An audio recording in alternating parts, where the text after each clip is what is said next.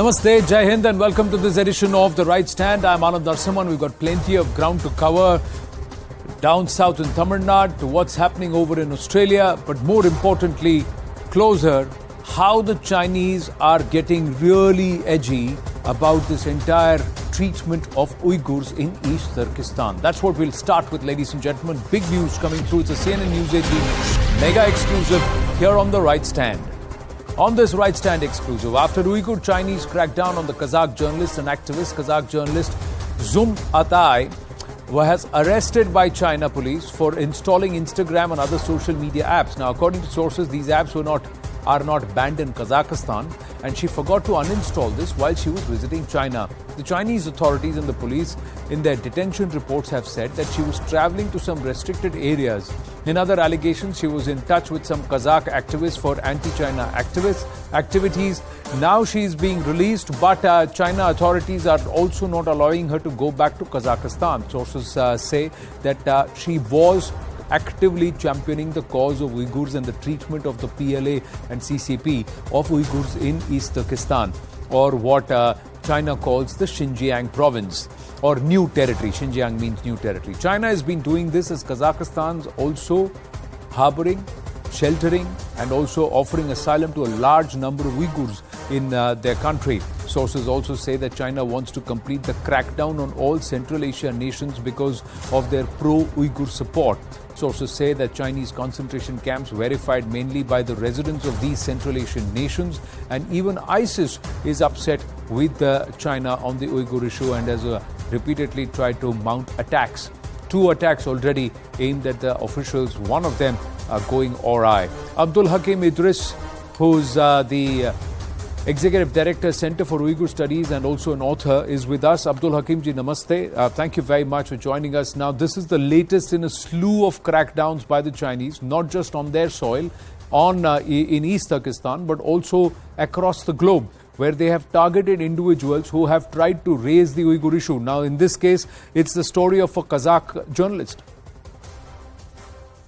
Yes, unfortunately, this side of the story never covered by the media. I'm glad the news, CNN News 18 covering this story, because we are just talking about the more than 3 million Uyghur and Kazakh and the other ethnic Muslims are in the concentration camps and in detentions, but never we talked about their wealth, their poverty, what's happened, their land. You know, when the communist government started this active genocides more than 6 years ago, they first seized the land from the owners, their poverties, their housing, even their monies, and ask them, you know, if you are ready to claim your poverty, go ahead. If somebody, you know, I am from a city of Khotan. It's not too far from New Delhi. Yes. It's the southern part of the East Turkestan, where the jade trade is so famous. The people get a lot of money building, housing. And when the crackdown began there, everybody lost their money in bank account and their housing and their land. Right. And this is a typical example from Janargul Zumratay, who visited East Turkestan and had interviews and the Kazakh nomad population in the northern part of the East Turkestan, where they are located, and what it's happened to her. So China is not waging war on the Islamic faith and the detention of the Uyghurs and the Kazakh in East Turkestan, but they are coming out of the journalists who are speaking in favor of those voiceless people. Right. The other part, Mr. Abdul Hakim, is the fact that anybody and everybody who's a tourist in China would have these apps installed on their phone. So if tomorrow you and me were to go into China, I know for you it will be difficult because you are an activist and you'd be on their radar, but anybody who goes, they would have their phone which they have carried from their country of origin, and they would have all those apps. So are they going to put everybody behind bars? So then no tourist will go to China. And these apps don't function. So this entire Instagram, she was using Instagram there, seems to be a very specious and a very shallow kind of an allegation. It's just that they needed some grounds or the other to hold her back. and now they are not even allowing her to go back to Kazakhstan. Yes, as is known by Chinese to build a wall, they already built a digital wall around China, especially around East Turkestan. You cannot move without any surveillance in there. Right. You cannot go in your apartment with a scanning code in your apartment. Even in your apartment, some TV has some function. They monitoring your with the video and the voice. Right. And plus, if you use smartphones, there is an app required by the government. Yes. You have to install that app to be able to live their normal life, with the transaction money or banking or anything else. And you are 24 hours 7 under surveillance. Even there is a face recognitions in these apps. Yes. You don't need, you don't need say something, write something, but if your face is a little bit angry, if it's in some circumstances, it means there is a red flag. Right. You will be, called by police on detention and questioned eventually throughout in the concentration camps. Right. No, true, Mr. Abdul Hakim. Thank you very much for your time. It's clearly a cause for concern, and this also exposes China's stand and its entire paranoia, because you are not going to be afraid and you are not going to try and shield something unless you're doing something wrong when you got something to hide. We've put the story out there, and we just hope that this Kazakh journalist gets justice and is able to return to her motherland, to her nation, country of origin, and from where she belongs to. The Chinese don't keep holding her back. This should be raised internationally too. Moving on, ladies and gentlemen, closer home towards Tamil Nadu. This is the level of discourse that stooped to an all-time low, because a free-for-all is happening and a free run is given to not just rabble-rousers but people who've got an ugly tongue, a dirty black tongue. That's what you could say because of the utterances of this DMK leader and spokesperson. It all started with the insult. Then it has moved down to the mockery. So the insult happened after the governor skipped portions of the speech and passes the resolution, and then Chief Minister does not even play the national anthem and tries to pass a resolution to push the actual part of the speech. So there is disrespect that happens. That's the insult record. Only the text of the governor's address prepared by the state. That's what the Chief Minister says. And then there is absolute brazen flouting of protocol. Then the mockery that the Chief Minister's son, Udayanidhi, who openly on public forum mocks the governor and then tries to show it as an act of bravado what's happened, where it is absolute breach of protocol and an insult to a constitutional post, not just the person. Mantri claims Stalin made him run away. That's what Udayanidhi Stalin said, that my grandfather made the opposition run, my father has made the governor run. That's how it was mocked, and then look at these people applauding as if they've done a great job. Then comes the outright abuse. The abuse comes from a DMK spokesperson. His name is Sivaji. The abuse. Stalin's Neta Sivaji Krishnamurthy abuses the Tamil Nadu governor. He uses the choicest of words, disrespectful of a constitutional post and an individual, saying, I'll pick up a slipper and hit him, send him to Kashmir, we'll send terrorists to gun him down, and then goes on to abuse him further, using language which is unbecoming of anybody. This entire language that has been said here is very, very condemnable, ladies and gentlemen. We can't even say it. And then the question is, will the DMK and Chief Minister Stalin punish this Neta who's gone against the diktat of the Chief Minister itself? Because the DMK Chief Minister and leader, Chief MK Stalin said, you must not make any remarks against the governor. The DMK has made a representation with the President and the Prime Minister. He's also shared the message on 3rd October 2022. Maintain decorum while communicating with the people. 10 Jan 2023. MLAs must not put up any posters against the governor. While speaking on stage, never use disdainful words. Discuss issues related to the state's development. Action against leaders who engage in indecent words. This is what was said on the 3rd of October 2022. 10th Jan 2023.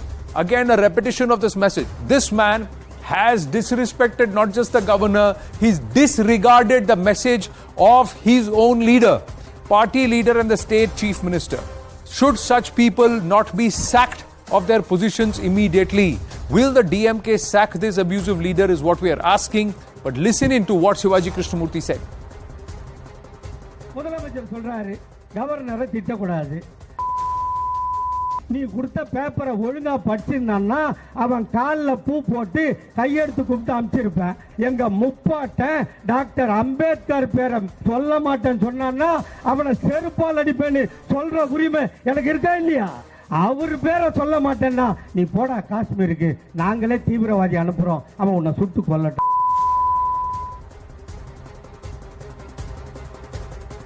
That's the question. Will the DMK sack this abusive leader who's disregarded his own chief minister and party leader? Is this kind of language does this behove anybody in public life and public space? Will you tolerate if this kind of language is used against your own leader by somebody? This is a question they all need to ask. He's a history sheeter. He's got a rap sheet of abusive language and derogatory words used against other leaders. Narayanan Tirupati of the BJP and also he's the Tamil Nadu Vice President, State BJP Vice President will be with us. Syed Hafiz of the DMK is with us and S. Muralidharan, political analyst with us. Syed Hafiz, is the DMK going to take action against Shivaji Krishnamurthy or not? Certainly, yes. There was a diktat from the headquarters and the Chief Minister himself that no spokesperson or no party person should not cross the line when it is going to be a tussle between the governor and the party. We have to maintain discipline and decorum. That was the message that was given to us. But here, in this case, yes, there had been a violation. Certainly, with all the responsibility, my party leadership will not hesitate to take actions against anybody who has crossed the line when it comes to political confrontations. That is as a spokesperson of the party, I assure you that certainly there is going to be some action or in fact stringent action against such elements who in public space violate decency and discipline. So that is the point. I want to say as far as the Shivaji's controversy is concerned. See, in this case, you are spokesperson of the DMK. Do you want to be identified in the same levels as this person because he's also a spokesperson of the DMK? He's not the spokesperson of the DMK.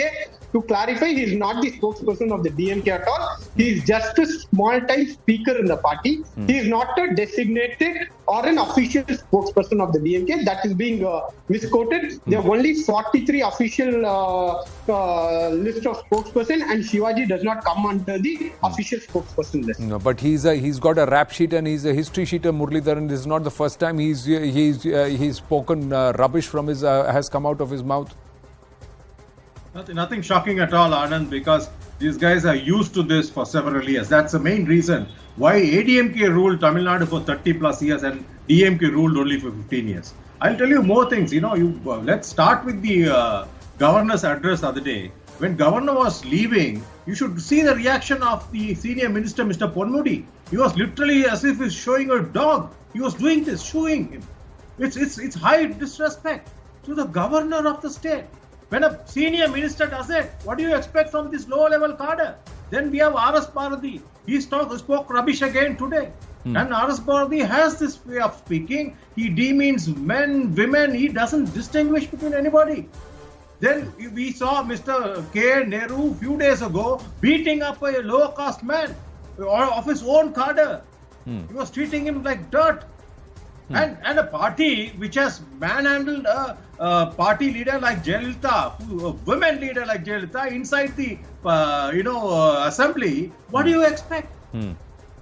This state is going from worse to dogs, Anand. I'll tell you one thing. One is, does the party stand for such kind of... You can have differences. Political differences are natural. You can even have a standoff like you are saying. This is not something... But there is a certain line that you would not cross. The governor has not said anything against Chief Minister Stalin. Chief Minister Stalin also, in his actions, has not crossed the line with the governor, except for the fact what happened inside the assembly. But even Udayanidhi Stalin, to a certain extent, you would say that Udayanidhi Stalin coming out, he has talked about what his father has done and what his grandfather have done.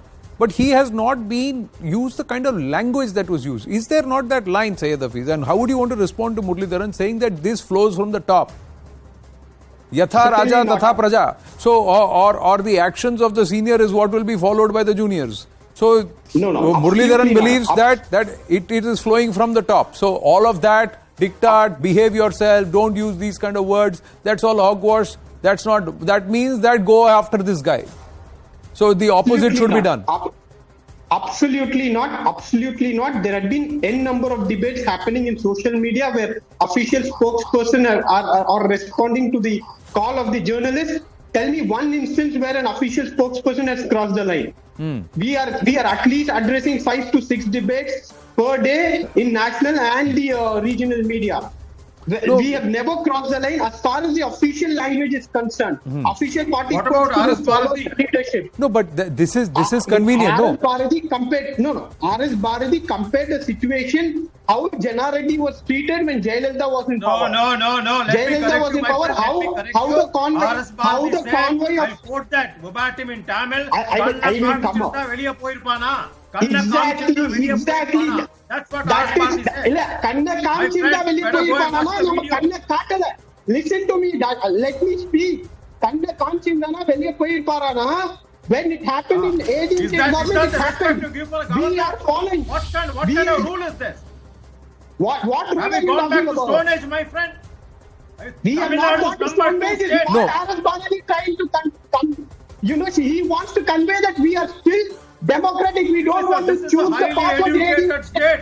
With No, respectable well, people. the other thing is, see, I'll tell you, see, what has happened. has to be more No, cautious the when it comes to simple point. sensitive Syed Hafiz, I'll tell you, Saravanan, there are a lot of other speakers with whom, I have regard for. I have regard for Stalin also. My point is that the DMK right now is also making a position and a pitch at a national level.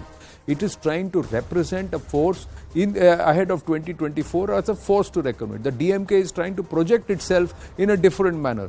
My point is, in the past, a lot of things would have happened.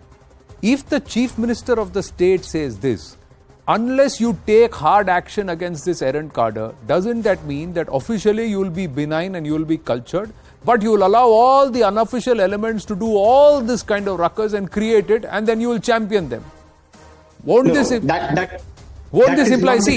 See, how many hours? 8 hours since Shivaji has opened his mouth and uttered this filth. What action has been taken? You wait for tomorrow's morning, Murasuli, to see the action. You wait for tomorrow's morning. No, but why should it? Paper See, of a party to take action. there is a message that has to be sent, sir. There is a message. So That message had been sent in the past. That message had been sent Has it been received? Has it been received? Was any action taken against Rajiv Gandhi for his utterances? The kind of utterances that he has made just in the recent past. He's been elevated and he's been promoted. The kind of utterances he has made. What did Rajiv Gandhi say? Did Rajiv Gandhi say? 4%. He called for genocide of Brahmins in Tamil Nadu. Do you endorse the genocide of Brahmins? He said all of this. There's no action that's been taken. Narayanan Tirupati is with us of the BJP. He's just joined us late. So please allow. Yes, Mr. Narayanan Tirupati. The DMK says official spokespersons do not endorse this comment that Shivaji Krishnamurthy has made. Action will be taken. They condemn this act. Do you buy that? Muralidharan believes that Yatha Raja Tatha Praja, like you said in the afternoon. What is your point? Are you willing to believe that the DMK does not endorse these comments? No, Anand. This Shivaji Krishnamurthy has been a regular habitual offender. Always, for past so many years, for a decade in fact, he has been in DMK. He is authorized by DMK. He is an official speaker of DMK. He has been instigated by DMK. There are training camps held by DMK to the speaker to speak like this. Hello? Can you hear me? Yes, I can. Go ahead, please. Yeah. This is in the DNA of DMK. Abusing people is in the DNA of DMK. We need to understand. No. And what he has spoken is with the blessings of Mr. M.K. Stalin. No, You said, that is your allegation. if it does not have the blessings of Mr. Stalin or the top Anand, leadership of the DMK, Anand, then this man Anand, I should be will tell you booted why. out of the party for the Anand, Sir, there are Anand, Anand, I have Anand. limited time. I have limited time. You've joined us late on the Anand, debate. Yes, I will complete. tell you why. Yeah. I will tell you why. Because not only the Shivaji Krishnamurthy, the organizing secretary number 3 or number 4 of DMK, Mr. R.S. Bharati also has said that in the assembly, they have the right to murder also. Nobody can file even a case. That is what Mr. R.S. Bharati No, told so in front of a lot of such, ministers in North does Madras. such language behove of the party that is trying to actually not position itself as a state DNA party of but as a DMK. national option? So that's where I'm going to draw the line on this. Let's see where the DMK and its top leadership draws the line on the utterances of its cadre. I thank you very much. We're going to take a very, very short break. When we come back, we turn the spotlight towards Pak-engineered hate, not just on Indian soil, but also on foreign soil, ladies and gentlemen. This is a temple in Australia that's been attacked, but it is being done by those paid puppets of Pakistan who are tom-tomming a never possible Khalistani narrative. Stay with us.